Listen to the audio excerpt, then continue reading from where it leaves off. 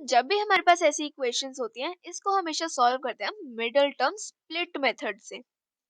जहां पर कि हम इस मिडिल टर्म जो कि y वाली टर्म है, उसको हम स्प्लिट कर देते हैं दो नंबर्स में, यानी कि तोड़ देते हैं दो नंबर्स में।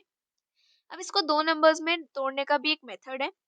यहाँ पर हमको दो नंबर्स चाहिए होते हैं जिनका सम हमारा आए -7 के इक्वल, यानी कि जो y के साथ हमारी टर्म लिखी हुई है वो, और प्रोडक्ट हमारा आए ये जो कांस्टेंट टर्म है 12 इनटू वाई स्क्वायर के साथ जो नंबर लिखा हुआ है वो, यानी कि 12 into 1 which is equal to 12।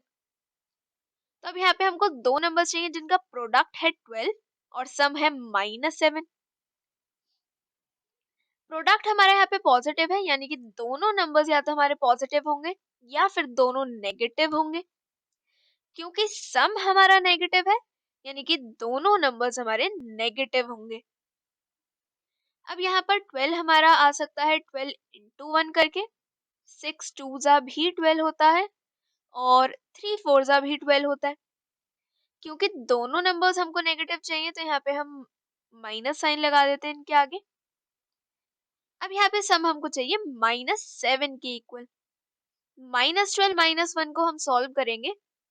-12 -1, यहाँ से माइनस कॉमन लेंगे तो हो जाएगा 12 प्लस 1 यानी कि 13। तो याद रहेगा -13 के इक्वल, यानी कि सम हमारा आ गया यहाँ पे -13।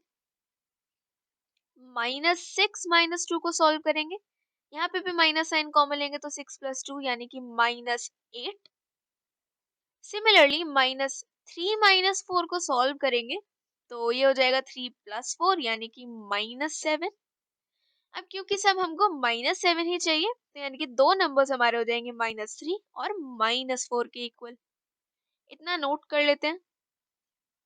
तो यहाँ पर दो नंबर्स हमको मिल गए -3 और -4। तो अब हमारी जो मिडिल टर्म थी -7y, इसको हम लिख देंगे इन दोनों की फॉर्म में, यानी कि ये हो जाएगा -3y -4y। तो ये वाली इक्वेशन हमारी बन जाएगी इसके इक्वल।